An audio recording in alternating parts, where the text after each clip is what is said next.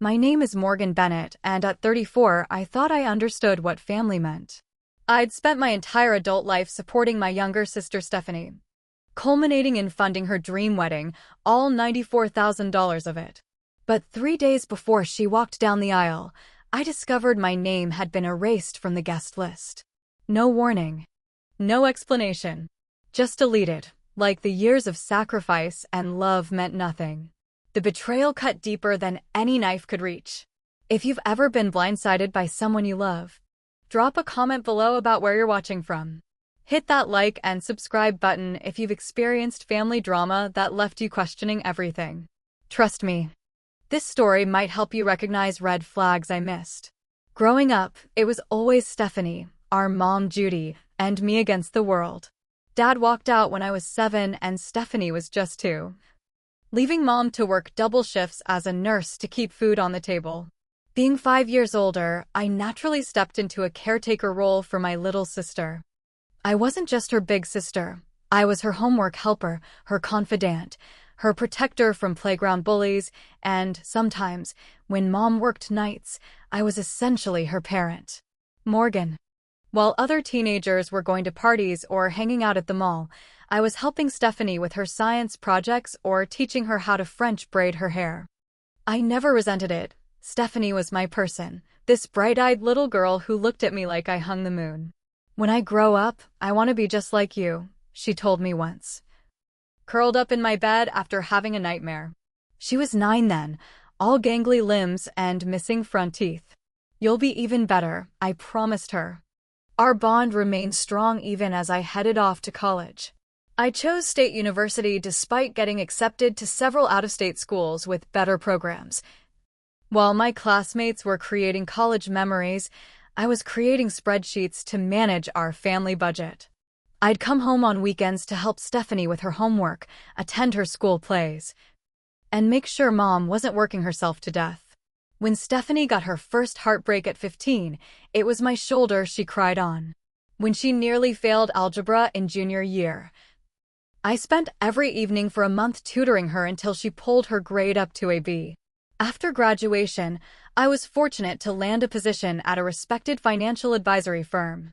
The starting salary wasn't impressive, but the potential for growth was. I lived in a tiny studio apartment and saved every penny I could. When Stephanie started college, and future-oriented, Stephanie was spontaneous, creative, and lived entirely in the moment. She majored in art history, switched to communications, then finally graduated with a degree in marketing after 5.5 years. Throughout her 20s, she bounced between jobs, always chasing something more fulfilling but never quite finding it. "I just need to find my passion," she'd tell me during our weekly Sunday brunches as I quietly paid the check. The financial imbalance in our relationship was significant but unspoken. When Stephanie's car broke down, I covered the $2,800 repair bill. When she was short on rent, I'd transfer money to her account without being asked. When she wanted to take a 3-month photography course in Chicago, I paid for it as her birthday present, though it cost nearly $5,000. "You're the best sister anyone could ask for," she'd gush. That meant supporting each other unconditionally. Everything changed when Stephanie met Jason Brooks at a marketing conference 3 years ago. He worked for a prestigious advertising agency, came from old money, and had the kind of polished charm that opens doors. From their first date, Stephanie was smitten. "He's different, Morgan," she told me, her eyes sparkling with excitement. He helped her land a job at his agency, though at a much lower position, encouraged her to start saving money, and introduced her to his wide circle of influential friends. Yet something about him made me uneasy. Perhaps it was the way his smile never quite reached his eyes when he looked at me, or how he subtly corrected Stephanie's table manners during the few dinners we shared. But she was happier than I'd ever seen her, so I pushed my concerns aside. "He comes from such an amazing family," Stephanie would gush. "His parents have this incredible estate in Greenwich. His sister Jessica is a professional event planner who works with celebrities." She started using phrases like summer in the Hamptons and winter in Aspen that had never been part of our vocabulary. She became more image conscious. constantly checking her appearance and worrying about social media optics. Still, beneath these changes, I believed my sweet sister remained. The one who once made me homemade get-well cards when I had mono in college. The one who knew exactly how I liked my coffee and would bring it to me just because. The one who called me her hero. When Jason proposed after 18 months of dating with a 3-carat diamond ring that must have cost a fortune, Stephanie was ecstatic. She called me immediately after it happened, her voice trembling with joy. "Morgan, I'm engaged. Can you believe it? I'm going to be Mrs. Jason Brooks." I drove to her apartment that night with champagne and stayed up until 2 a.m. listening to her describe every detail of the proposal. As dawn approached and Stephanie finally fell asleep on the couch, I looked at my baby sister, now a bride-to-be, and felt a complicated mix of emotions. Pride, love, and an unexpected twinge of loss. Our relationship was about to change, but I had no idea just how drastically. The engagement party at Jason's parents' country club was my first glimpse into the world Stephanie was marrying into. The Brooks family exuded old money confidence, from Jason's father Gregory's monogrammed cufflinks to his mother Victoria's perfectly coiffed silver hair.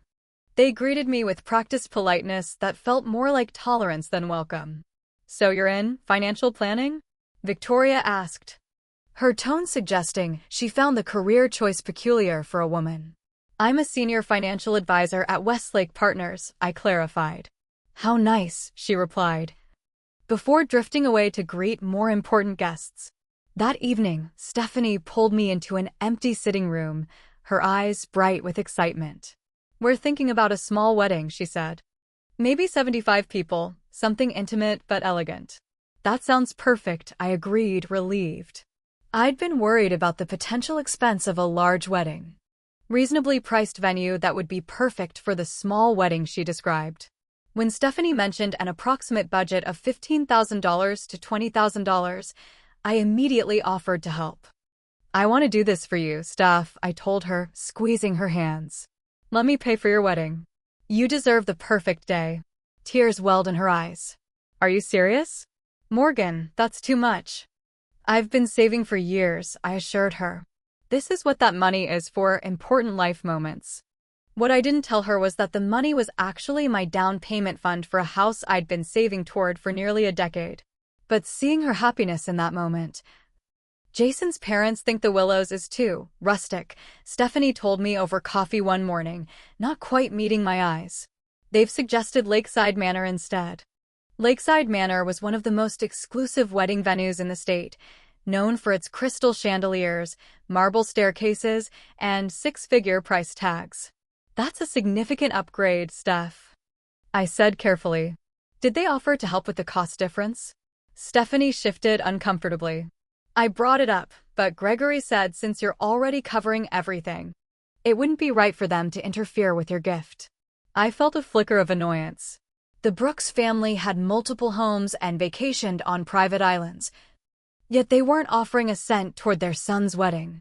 "The base package at Lakeside is $32,000, Stephanie continued, her voice quickening with anxiety.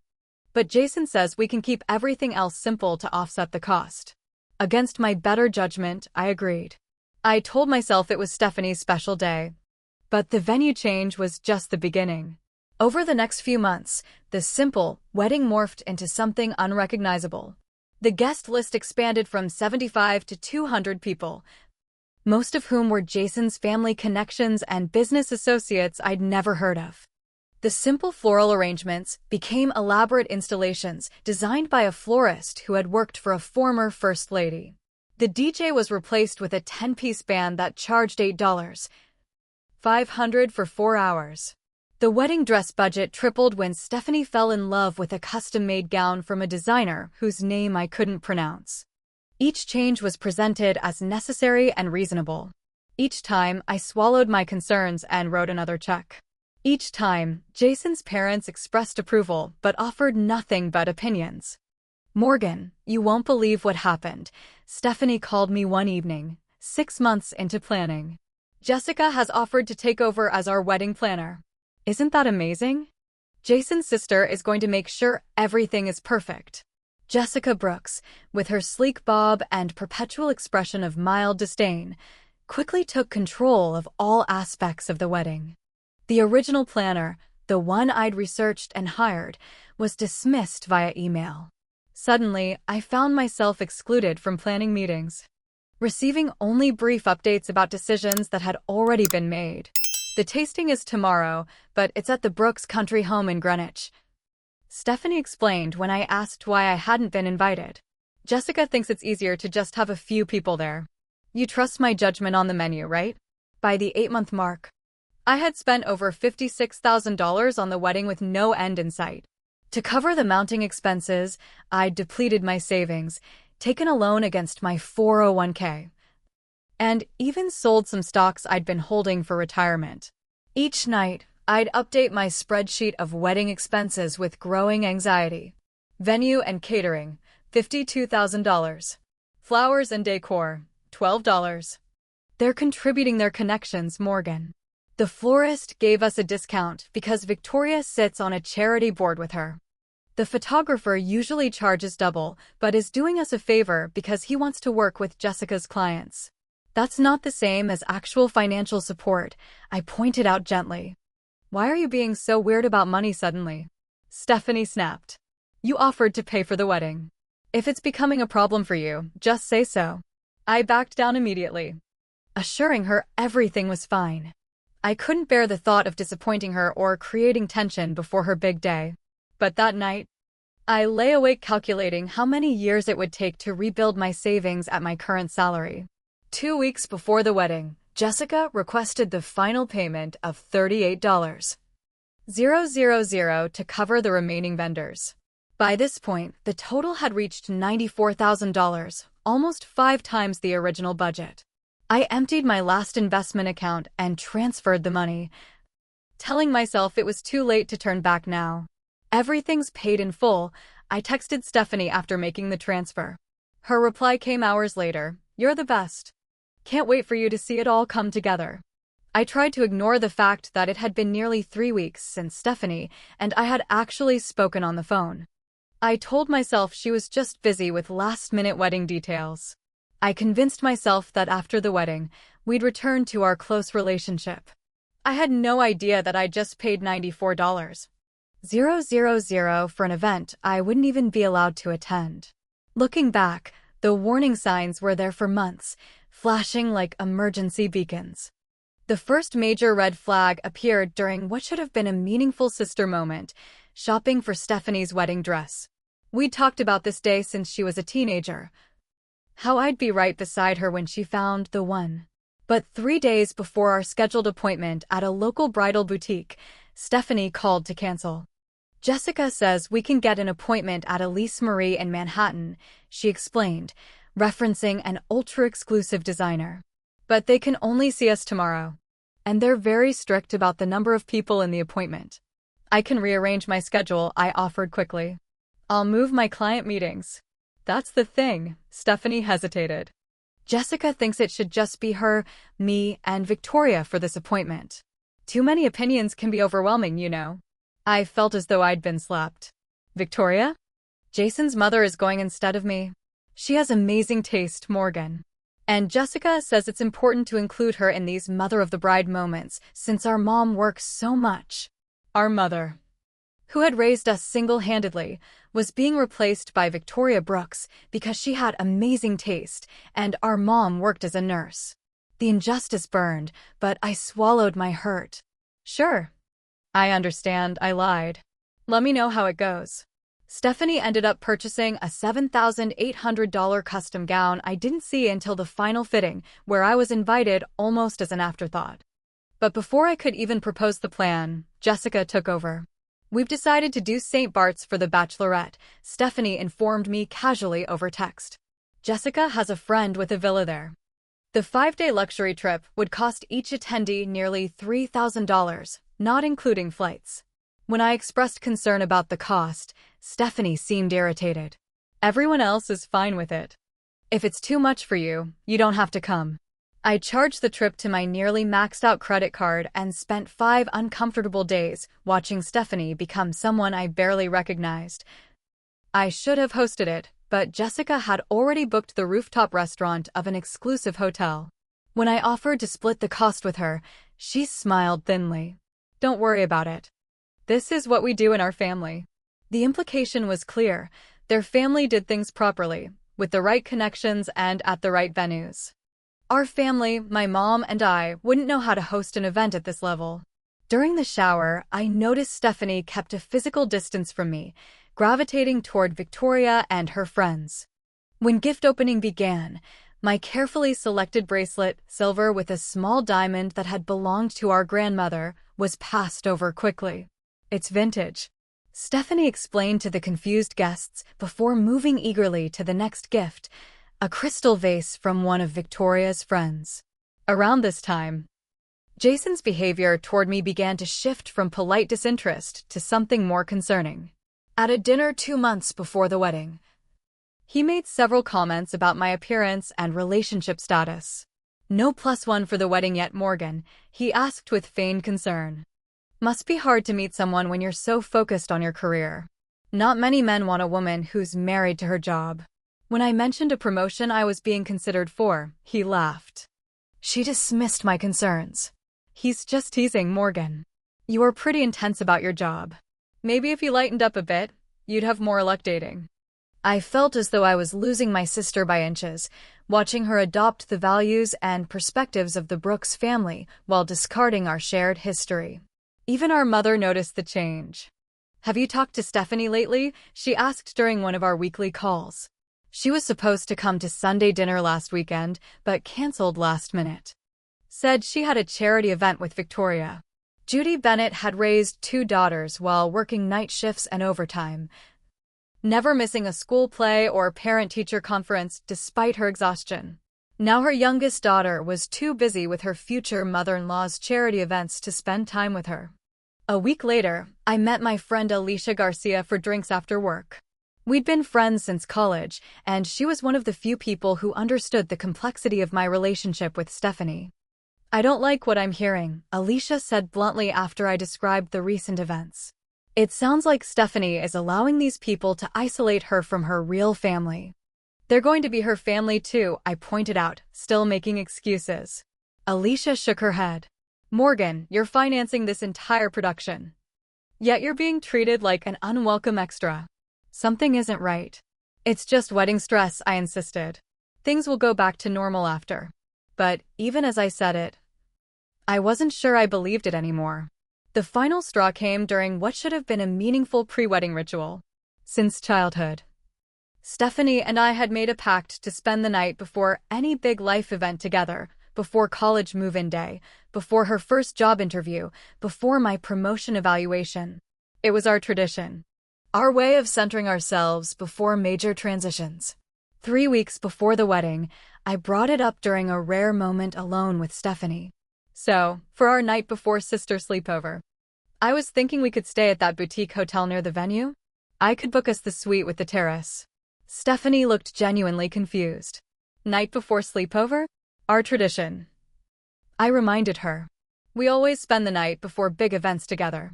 Recognition dawned on her face, followed quickly by discomfort. "Oh, Morgan, I can't do that. The bridal party is staying at the Brooks guest house. Jessica has planned this whole spa night and morning of preparation schedule." "I'm your maid of honor," I said, trying to keep the hurt from my voice. "Aren't I part of the bridal party activities?" Stephanie fidgeted with her engagement ring. "Of course you are. For most things. But Jessica thinks the night before should be just me and her side of the family. Since they're hosting all the pre-wedding stuff at their estate." "They're not hosting anything," I said before I could stop myself. "I'm paying for everything, including the rehearsal dinner that's supposedly at their estate." Stephanie's expression hardened. "See, this is exactly why Jessica thinks it's better if you're not there the night before. You're so stressed about the money. I don't need that energy right before my wedding." I stared at my sister. This person who looked like Stephanie but spoke with Jessica's cadence and Victoria's dismissive tone. In that moment, I felt something fundamental shift between us. As though a bridge we'd spent our lives building had begun to crumble. But still, I backed down. Still, I apologized for bringing up the money. Still, I told myself everything would be fine once the wedding pressure was off. I had no idea that worse, much worse, was yet to come.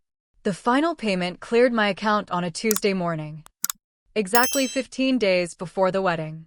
I remember checking my bank balance afterward and feeling a momentary panic at how little remained. But I pushed the anxiety aside, focusing instead on the maid of honor speech I was writing and the wedding day emergency kit I was assembling for Stephanie. That evening, I received a notification that the digital wedding invitation platform had been updated. Curious, I logged in to see what had changed. The platform allowed guests to view the seating chart, meal selections, and weekend itinerary. I scrolled through the elegant black and white interface, admiring the detailed planning, when something caught my attention. I couldn't find my name on the seating chart. Thinking it must be a glitch, I searched the alphabetical guest list. Bennett, Judy, my mother, was there, assigned to table 14 in the back corner of the reception. But Bennett, Morgan, was nowhere to be found. My heart began to race as I checked and rechecked the list. Perhaps I was listed under the wedding party section? But no, the bridesmaids table showed Jessica as maid of honor, along with 4 of Stephanie's college friends and 2 of Jason's cousins. I had been erased. With shaking hands, I called Stephanie. The call went straight to voicemail. I texted her. Just saw the updated wedding portal. There seems to be a mistake with the seating chart. Call me when you can. No response came that night, or the next morning. By afternoon, my concern had morphed into a sick feeling of dread. I called again, voicemail. I called our mother, who hadn't checked the portal. I'm sure it's just a technical error, Mom said, though her voice held a note of uncertainty. Stephanie has been so busy, she probably hasn't noticed. That evening, while scrolling through Instagram, I saw it, a photo posted by one of Stephanie's bridesmaids. It showed the bridal party at what was clearly a pre-wedding photo shoot. Everyone in matching robes, champagne flutes raised, T-14 days, as the caption. Jessica stood next to Stephanie, both beaming at the camera. I hadn't been invited to the photo shoot. I hadn't even known it was happening. As I stared at the image, my phone finally lit up with a text from Stephanie. Sorry for the delay. Been crazy busy. There was an oversight with the seating chart, but Jessica is fixing it. Don't worry about it. The casual tone, the dismissal of my concern as an oversight. The delegation of the fix to Jessica, all of it felt wrong. After 3 days of silence, this breezy response only deepened my unease. I decided that enough was enough. The next morning, I drove to Stephanie's apartment, determined to have a face-to-face conversation. We needed to clear the air before the wedding. If there were issues or misunderstandings, we would address them like we always had, together as sisters. When I arrived, I was surprised to find Jason's car in the visitor parking. He rarely spent time at Stephanie's place. Stephanie didn't mention you were coming by. I didn't tell her, I admitted. I've been trying to reach her for days about some wedding concerns. He didn't invite me in. Keeping his body positioned in the doorway. Stephanie is very stressed right now. Whatever issues you're having with the wedding can be directed to Jessica. She's handling all the details. This isn't about a centerpiece or a song choice, I said, struggling to keep my voice even. My name has been removed from the seating chart and the wedding party. I need to talk to my sister. Something flashed in Jason's eyes, not surprise, but annoyance, as if I'd discovered something I wasn't supposed to find yet. Who's at the door? Stephanie's voice called from inside. About why I've been removed from everything. Jason's arm curved possessively around Stephanie's waist. Maybe this isn't the best time. No, it's fine, Stephanie interrupted, though she didn't look at him. Let's talk outside. We walked to the small courtyard of her apartment complex, sitting on a bench beneath a struggling maple tree. For a moment, neither of us spoke. Even when Jason's parents contributed nothing despite their wealth. They're contributing in other ways, she insisted. The connections, the planning help, the use of their estate, which I'm also paying for, I reminded her. The rentals, the staff, the catering at their estate, it's all coming from my accounts.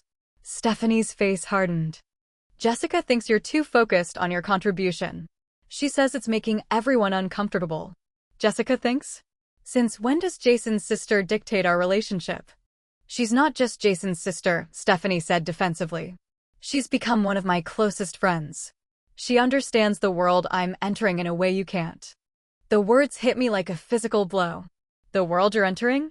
Steph, you grew up in a 3-bedroom ranch house with me and Mom. We shared a bathroom for 20 years. That's your world. And I'm evolving beyond it, she said, her voice taking on a rehearsed quality, as though she were repeating someone else's words. The Brooks name carries weight in certain circles. And what does that have to do with me being in your wedding? She took a deep breath, as though preparing to dive underwater. I've put your needs before my own at every turn. See, this is the criticism I'm talking about, Stephanie said, her voice rising. You always make me feel guilty for the help you've given. Like I owe you something.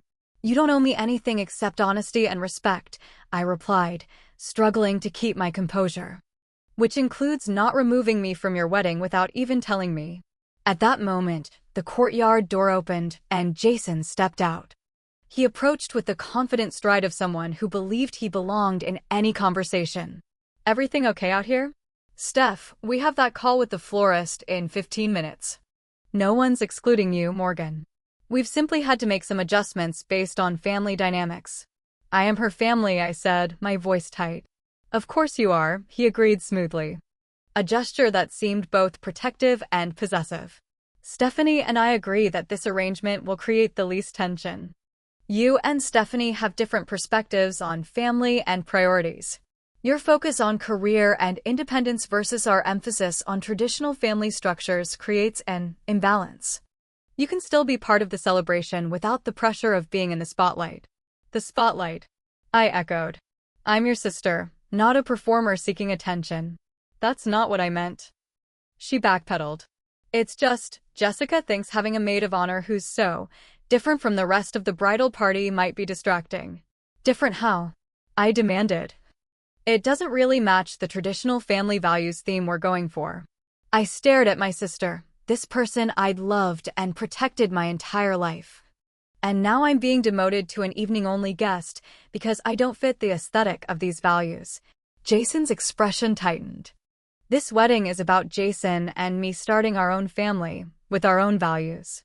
The betrayal of those words left me speechless. Everything I had ever done, every sacrifice, every act of support, had been recast as control and judgment. Jason checked his watch.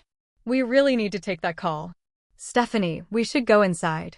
As Stephanie stood to follow him, seated toward the back. Jessica thought it would be better since she won't know many people and might feel uncomfortable at a more prominent table. Our mother, who had worked herself to exhaustion raising us alone, was being hidden in the back corner like an embarrassing secret. In that moment, something hardened inside me, a boundary I should have established long ago. This isn't right, Stephanie, and you know it. She looked at me with eyes that seemed both familiar and foreign. If you can't support my choices without judgment, then maybe it is better if you don't attend the main ceremony. With that, she turned and followed Jason inside, leaving me alone in the courtyard with the realization that I had just lost my sister to a world that had no place for me in it. The drive home from Stephanie's apartment passed in a blur. My hands gripped the steering wheel so tightly my knuckles turned white, but I barely noticed. My mind replayed the conversation in an endless loop, each iteration more painful than the last. Asterisk, your focus on career and independence versus our emphasis on traditional family structures creates an imbalance. Asterisk. Asterisk, maybe that history is the problem. Asterisk. Asterisk, you've always tried to control my life, Morgan. Asterisk. By the time I pulled into my building's parking garage, my shock had crystallized into something sharper. I sat in my car for nearly 20 minutes, breathing deeply, trying to process what had just happened. When my phone rang, I jumped, irrationally hoping it was Stephanie calling to apologize, to say there had been a terrible misunderstanding. It was my mother. Morgan? Is everything okay? I've been trying to reach Stephanie about the rehearsal dinner, but she's not answering. I hadn't planned to tell her about the situation yet, wanting to protect her from the hurt I was feeling. But hearing her voice, warm, concerned, so fundamentally decent, broke something in me. No. Mom, I admitted, my voice cracking. Everything is not okay. I told her everything, the conversation with Stephanie and Jason, the demotion to evening-only guest, her own relegation to a back table. With each revelation, the silence on her end grew heavier. I don't understand, she finally said, her voice small and confused. How could she do this?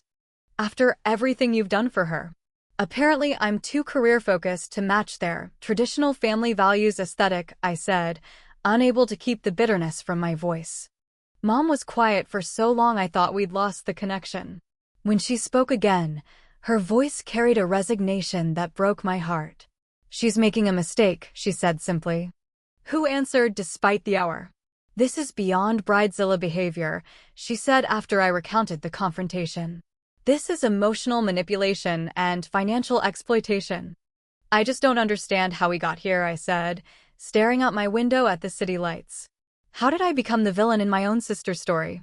You're not the villain, Alicia insisted. You're just not playing the role they've assigned you.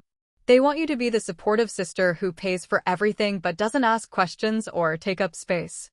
When you tried to claim your rightful place as her sister, you threatened their narrative. The next morning, I woke to a text from Stephanie. After discussing with Jason and Jessica, we think it's best if you don't attend the wedding at all. Your attitude yesterday showed you can't support my choices without making everything about you and your financial contribution. Trying to recognize my sister in them. This person who could dismiss 34 years of love and history with a text message. This person who could accept nearly $100,000 from me and then discard me when I was no longer useful. I called her immediately. Straight to voicemail. I called again. Same result. I tried Jason's number. Blocked. In a desperate move, I even tried calling Jessica, whose number I had from wedding planning emails. She answered on the fourth ring. Morgan, she said. Her voice cool and professional. I was expecting your call. What is going on? I demanded. Stephanie just texted that I'm uninvited from the entire wedding. This has to be some kind of mistake. It's not a mistake, Jessica replied calmly. After your confrontation yesterday, Stephanie was upset for hours. She couldn't focus on important wedding decisions. Jason and I agree that your presence would only create tension during what should be a joyful family celebration. I am her family, I said, my voice rising despite my efforts to stay composed. And we prioritize harmony and tradition. Your attitude doesn't align with those priorities. My attitude? You mean my objection to being erased from my own sister's wedding after paying for the entire thing? Jessica's sigh was audible. This is exactly what we mean. You keep mentioning the money. As though it entitles you to control aspects of the wedding that aren't your concern. Being included in my sister's wedding isn't controlling anything, I argued. It's a reasonable expectation. Regardless, Jessica continued as if I hadn't spoken, the decision has been made.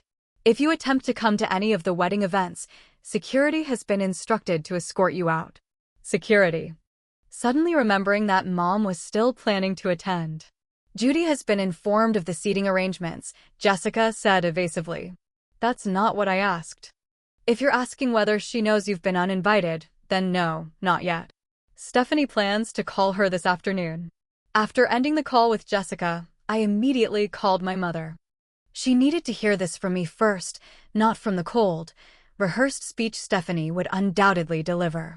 Mom's reaction was stunned silence, followed by quiet tears I could hear through the phone. I can't go if you're not welcome, she said finally. Mom, no. You should go. Stephanie is still your daughter. And you're still my daughter too, she replied with sudden firmness. If they don't respect you, they don't respect me. We come as a package deal. We always have. Later that day, Mom called back, her voice shaking with anger. Stephanie just called. She said they've moved me to a different table because there was a misunderstanding about the seating arrangements. When I asked about you, she gave me some nonsense about you creating drama and them wanting a positive atmosphere. I told her if you weren't welcome, then I wouldn't be attending either. What did she say to that? I asked. She said she was sorry I felt that way, but it was probably for the best since I would be uncomfortable with the sophisticated nature of the event anyway. Surrounded by the maid of honor speech I'd been writing and the emergency wedding kit I'd assembled, I finally allowed myself to sob deep, guttural cries that came from a place of primal loss. It was about the realization that the sister I had loved and protected my entire life, the person I thought I knew better than anyone, had been slowly replaced by someone who could discard me without remorse, creating ripples of disbelief and support. "This is unconscionable," Michael wrote. "No one deserves to be treated this way, especially by family." Alicia arrived at my apartment the next morning with coffee and determination. "You need to talk to a lawyer," she said without preamble. "A lawyer?" I repeated, the thought having never occurred to me. For what? For the money, Morgan. $94,000 is not a small gift. It was given under specific pretenses that have now been violated. "I can't sue my sister over her wedding," I protested. "This isn't about punishing Stephanie," Alicia insisted. "It's about protecting yourself. What they've done is essentially fraud. They took your money for a specific purpose with specific understandings, then changed the terms after the fact." The idea felt extreme, yet I couldn't deny the logic. "That afternoon," he explained, "there was what we call an implied contract based on reasonable expectations. No reasonable person would finance a wedding of this magnitude with the expectation of being excluded from it. So, what are my options?" I asked, still uncertain. "We can send a formal demand letter requesting repayment," David suggested. "It establishes a paper trail and demonstrates you're serious. Most cases like this settle without going to court once the other party realizes they're legally vulnerable." The decision weighed heavily on me. Taking legal action against my own sister felt like crossing a line from which there would be no return. Yet, as I reviewed my decimated finances, the emptied savings accounts, the 401k loan, the credit card debt, I realized I had to protect myself. The wedding was now just one day away. As I signed the paperwork authorizing David to draft the demand letter, I felt both tremendous loss and the first fragile sense of reclaiming my power. The sister I had known and loved was gone. But I was still here. And I would no longer allow myself to be exploited by someone who had forgotten what family truly meant. The day of Stephanie's wedding dawned with perfect weather, clear blue skies, mild temperatures, a gentle breeze. The kind of day wedding planners dream about. I knew this because I'd checked the forecast obsessively for weeks. Part of my maid of honor duties that no one had officially relieved me of. I woke at 6 a.m., the time I would have been getting ready to help Stephanie prepare if everything had gone according to plan. For a disorienting moment, I reached for my phone, expecting messages from the bridal party about hair appointments and mimosas. Instead, I found supportive texts from friends who knew what I was going through. "Thinking of you today," Alicia had written at 5:48 a.m. "I'm coming over at noon with lunch. No arguments. We're here for you," Michael texted. "A group of us are getting together tonight if you want company." The concern in their messages brought fresh tears to my eyes. During the past few days, while dealing with the shock of Stephanie's betrayal, I'd discovered just how many people truly cared about me, colleagues, friends, neighbors who'd heard what happened and reached out with genuine support. My mother called around 9 a.m. "I'm not going," she confirmed immediately. I sent Stephanie a message telling her my decision. "Has she responded?" I asked. "A brief text saying she understands and hopes I'll reconsider." Then Jessica called to say they've already filled my spot at the table. Mom's voice carried a mix of hurt and indignation. "Filled my spot." Like I was an inconvenient vacancy at a restaurant. We talked for nearly an hour, both avoiding and circling back to the wedding that would take place without us. Mom shared stories from Stephanie's childhood, her first day of kindergarten when she'd insisted on wearing mismatched shoes, the science fair project we'd all stayed up past midnight to finish, the way she'd looked up to me with unabashed adoration. "I don't understand what happened to that girl," Mom said, her voice breaking. "The daughter I raised would never treat people this way. Especially not her family."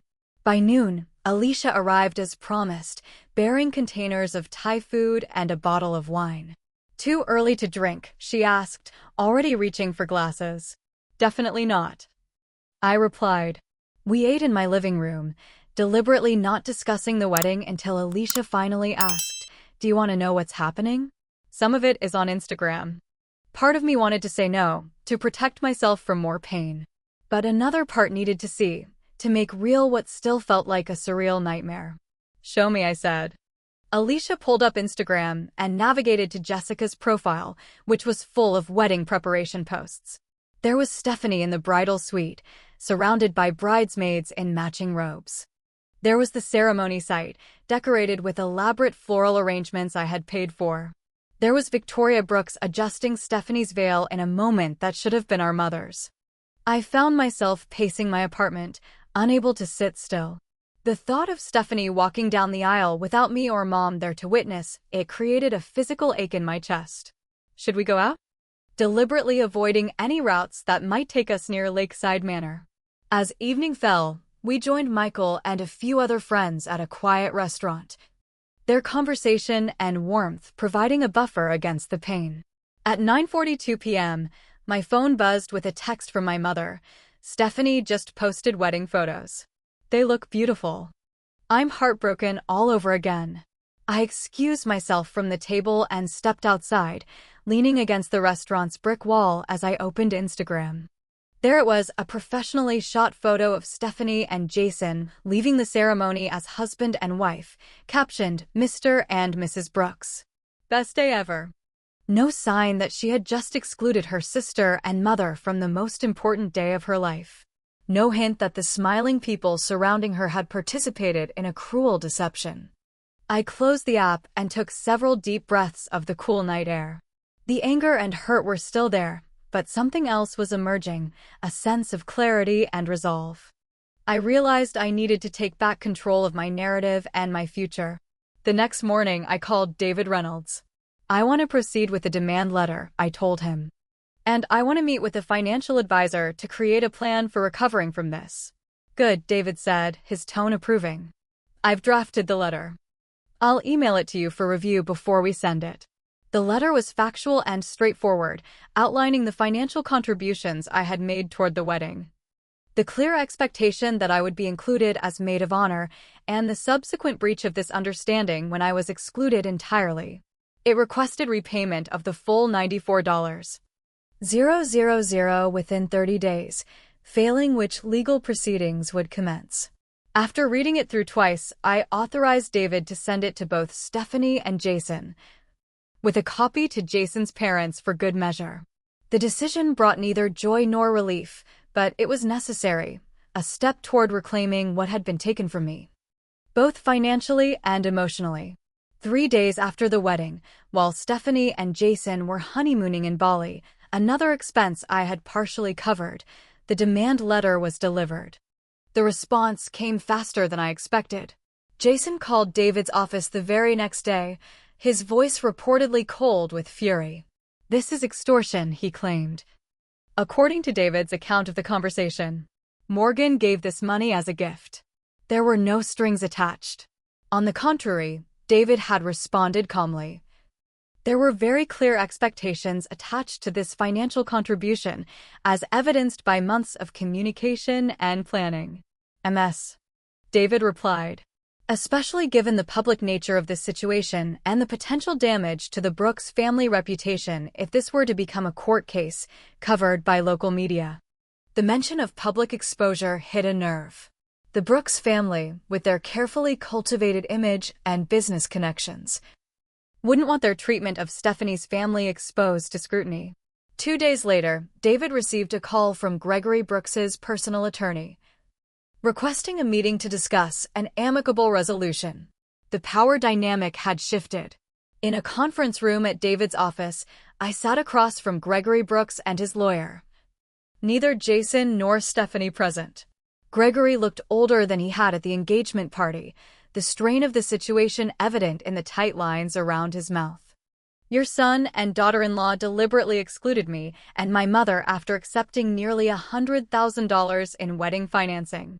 Gregory's expression tightened further. Regardless of how you perceive the situation, we're prepared to offer a settlement to avoid prolonged unpleasantness. The settlement was a repayment plan, $2,000 per month for 47 months, totaling the full $94,000. No interest, no acknowledgement of wrongdoing, and a non-disclosure agreement preventing me from discussing the situation publicly. After consulting with David, I countered with my terms: $5,000 per month for 19 months, the faster repayment offsetting the lack of interest, no NDA, and a written apology from Stephanie. Gregory balked at the absence of an NDA. The Brooks family name carries significant weight in this community. We can't have this situation becoming fodder for gossip. I have no intention of creating a public spectacle, I assured him. But I won't sign away my right to tell the truth if asked directly. After 2 more meetings and numerous calls between lawyers, we reached a compromise: $3,500 monthly payments for 27 months. A limited confidentiality agreement that allowed me to discuss the situation with family and close friends, but not with media or on social platforms. And a written acknowledgement, not quite an apology, from both Stephanie and Jason that the financial contribution had been substantial and the exclusion unfortunate. It wasn't a perfect resolution, but it was a practical one. I would eventually recover the money, and more importantly, I had stood up for myself instead of accepting mistreatment. Throughout this process, Stephanie maintained radio silence with me directly. The acknowledgement letter, when it finally arrived, was clearly written by a lawyer. The signatures at the bottom the only evidence of my sister's involvement. Not a single personal word, not a hint of the genuine remorse that might have begun to heal our relationship. My mother. I didn't respond, she said quietly. I don't know what to say to her anymore. The wedding that was meant to be a celebration of love had instead severed bonds that had endured for decades. As I drove home that night, I reflected on how quickly the foundations of family could crumble when eroded by selfishness and materialism. I didn't yet know if our relationship could ever be repaired, but I did know that I was no longer willing to set myself on fire to keep Stephanie warm. The first repayment check arrived exactly 30 days after the settlement agreement was signed. $3,500 transferred directly into a new account I had created specifically for the repayments. Seeing the transaction notification brought a complex mix of emotions, vindication and relief, but also a profound sadness that our relationship had devolved into financial transactions and legal agreements. That same week, I met with a financial advisor named Sarah to create a recovery plan for my decimated savings. It's going to take time, Sarah warned me as we reviewed my accounts. But you're young. You have a solid career, and now you have a concrete repayment plan. We can rebuild your financial foundation. Within 5, I might be back on track for that home purchase I had originally been saving for. The money will come back, Sarah told me, closing her laptop. The bigger question is how you move forward emotionally. That question haunted me in the quiet moments. How does one move forward after such a fundamental betrayal? How does one rebuild trust? Not just in others, but in one's own judgment? I found myself withdrawing from social situations, second-guessing friendships, doubting my own perceptions. If Stephanie, the person I thought I knew better than anyone, could turn on me so completely, how could I trust my judgment about anyone else? 3 weeks after the wedding, I finally accepted Alicia's repeated suggestion to try therapy. Dr. Taylor, a compassionate woman with silver-streaked hair and direct eyes, helped me name what I was experiencing: grief. You're not just grieving the financial loss, or even the wedding exclusion, she explained during our 3rd session. You're grieving the loss of the relationship as you understood it, the loss of the sister you thought you had, and the loss of the future you imagined together. Recognizing my pain as grief made it more manageable somehow. Grief had stages, grief had a process. Grief eventually, supposedly, led to acceptance. I began to work through the anger and betrayal, trying to reach for understanding without excusing what had happened. 1 month after the wedding, I received an unexpected email from Jessica Brooks. My finger hovered over the delete button, but curiosity won out. Morgan, it began formally. I've come to recognize that the handling of your exclusion was unnecessarily harsh. As someone who values family bonds in my own life, I should have advocated for more compassionate communication. This email isn't an apology on behalf of Stephanie or Jason, as that would be inappropriate, but rather an acknowledgement of my own role in how things unfolded. Jessica. The email was carefully worded, offering acknowledgement without actual accountability. Still, it was the first crack in the united front the Brooks family had presented. I didn't respond, unsure what purpose it would serve. 2 months after the wedding, the second repayment arrived on schedule. I transferred it immediately to my savings account, following the plans Sarah had outlined. Each payment felt like reclaiming a small piece of myself. Around this time, my boss called me into his office to discuss the senior advisor position I'd been in line for before the wedding expenses derailed my life. "You've seemed distracted these past few months," he noted. Not unkindly. "Personal issues?" I hesitated, then decided on honesty. "Family complications that affected me financially and emotionally. But I'm working through it." He nodded. "The position is still open. The committee was impressed with your client portfolio growth last quarter despite whatever's been going on in your personal life." I called my mother immediately with the news. "I'm so proud of you," she said, her voice warm. "You've handled this whole situation with more grace than most people could manage." "Have you heard from Stephanie?" I asked, the question that always hovered between us. Mom sighed. "A few texts. Nothing substantial. She and Jason bought a house in the Brooks family's neighborhood. She sent pictures." I absorbed this information, trying to envision my sister in one of those stately colonials with manicured lawns and 3-car garages. It seemed as foreign to me as if she'd moved to another country. 3 months after the wedding, I ran into one of Stephanie's bridesmaids, Taylor, at a coffee shop. Her expression when she recognized me was a mixture of embarrassment and curiosity. "Morgan." I gestured to the empty chair across from me. "Would you like to sit?" Taylor accepted, clutching her latte like a shield. "I feel like I should say something about the wedding, but I don't know what." "Did you know?" I asked directly. "That I was uninvited?" She looked down at her coffee. "Not until the rehearsal dinner. Jessica told us there had been a family disagreement, and you wouldn't be attending. It felt wrong, but—" She trailed off. "But you didn't want to rock the boat," I finished for her. Taylor nodded, her discomfort evident. Stephanie seemed different during the whole wedding process. More concerned with appearances than I'd ever seen her. More calculating. And now? When we meet for lunch, she spends most of the time on her phone or talking about renovations to their new house. She looked up at me. "She doesn't seem particularly happy." "If that's what you're asking." The observation didn't bring me any satisfaction. Whatever Stephanie was experiencing, whether genuine happiness, hollow pretense, or something in between, it was the path she had chosen. 6 months after the wedding, the 6th repayment check arrived on schedule. By this point, I had received $21,000 of the $94,000 owed. My financial situation had stabilized, thanks to the disciplined saving plan and my promotion. I had even started looking at condos in a neighborhood I'd always admired, thinking that while a house might still be a few years away, a condo could be within reach. Around this time, I began to notice a shift in my social circle. The friendships that remained had deepened, strengthened by the authenticity that adversity often reveals.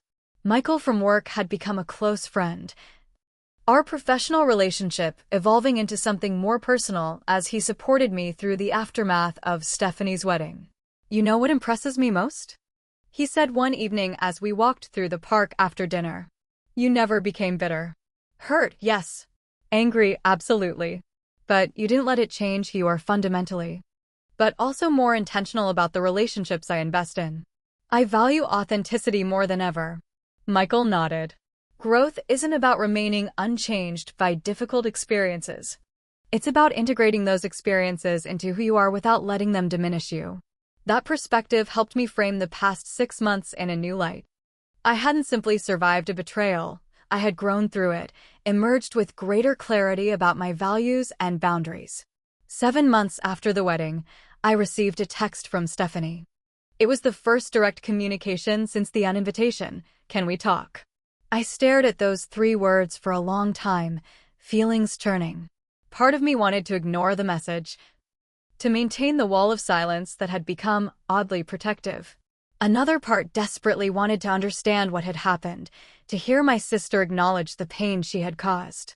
After consulting with Dr. Taylor, I responded simply, when and where. We arranged to meet at a neutral location, a coffee shop halfway between our homes. I arrived early, selecting a table in the corner that offered some privacy.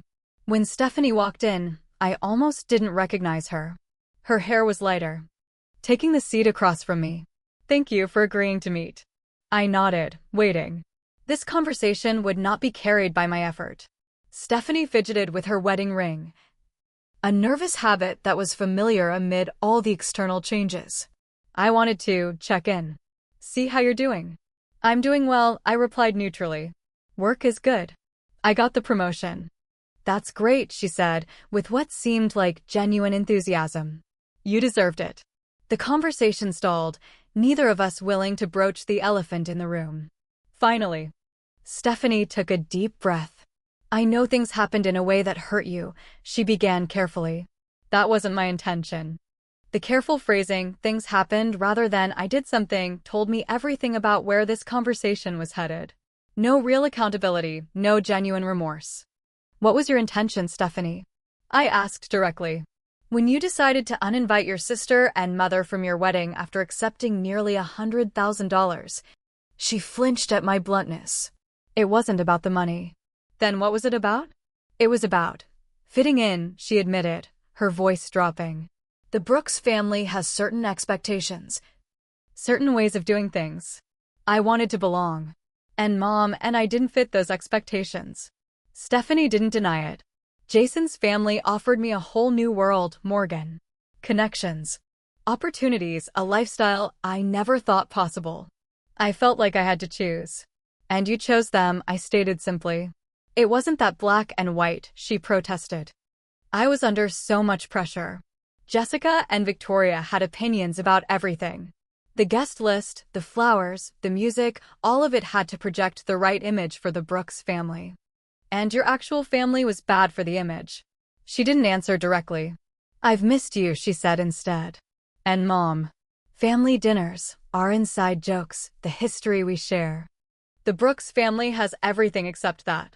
I studied my sister, trying to see beyond the polished exterior to the person I had once known so well. What I saw was someone caught between worlds, the comfortable, authentic connection of our family and the glamorous, but conditional acceptance of the Brooks clan. "Why are you here, Stephanie? What do you want from this conversation?" She twisted her wedding ring again. "I guess I wanted to see if there's any way back. If we could start rebuilding somehow." The question hung between us, weighted with history and hurt. I thought about the monthly repayments, the legal negotiations, the calculated exclusion. I thought about the years of support and sacrifice that had been dismissed so easily. And I thought about the sister I had loved my entire life, who somewhere beneath the Brooks family veneer might still exist. "I don't know," I answered honestly.